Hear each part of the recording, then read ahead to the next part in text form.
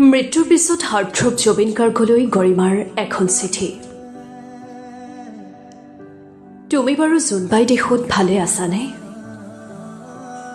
মই ভবাই নাছিলোঁ জানা, মই এজন ভগৱানৰ পত্নী। তোমাৰ এই মৰমে মোক চিনাকি কৰাই দিলে। তোমাৰ বাবে বহুতো নেতা পালি নেতা আহিছে জানা। সকলোৱে মোৰ এই বিপদত লগ দিছেহি।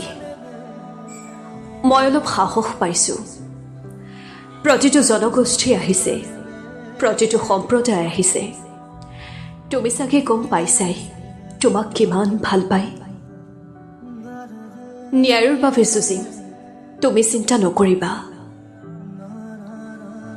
তুমি মুঠতে অসমৰ ৰাইজৰ ওপৰত আস্থা আৰু বিশ্বাস ৰাখা। তুমি যে কৈছিলা মোৰ মৃত্যুত মায়াবিনী লাগিব, এতিয়া মাথো অসম তথা ভাৰততে মায়াবিনী, কেৱল মায়াবিনী। তুমি যে কৈছিলা মোৰ কোনো জাতি নাই, মোৰ কোনো ধৰ্ম নাই, মোৰ কোনো ভগৱান নাই, মই মুক্ত, মই অসমীয়া, মই কাঞ্চনজংঘা। এতিয়া যে সকলোৱে উপলব্ধি কৰিছে সঁচাই তুমি তেনেকুৱা। তোমাৰ পাৰ্থিৱ শৰীৰ চাবলৈ তোমাৰ কাষত আছিল লাখ লাখ জনতা।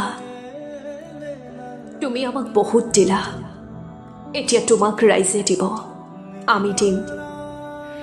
তুমি মাথো জংকীৰ দেশত মায়াবিনী গাই ধুনীয়াকৈ আমাৰ কামবোৰ চাই থাকিবা।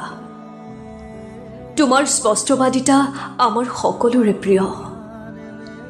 চোৱা, তুমি কোৱা প্ৰতিটো কথাই মই পালন কৰি আছো।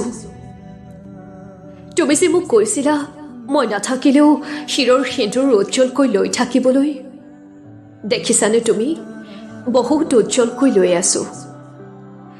তুমি যে কৈছিলা গোটেই অসমীয়াৰ সন্তান তুমি, মোক যে বাৰে প্ৰতি উপলব্ধি কৰাই আছে। সঁচাই তুমি অনন্য, তুমি ভগৱানৰ এক বিশেষ অংশ। অসমৰ চৌদিশে নামঘৰ, মছজিদ, গীৰ্জা সকলোতে তোমাৰ নামেই শুনি আছো। পূজা মণ্ডপত তোমাৰ মায়াবিনী, কেৱল মায়াবিনী। তুমি বাৰু আকৌ আমাৰ মাজত আহিবানে?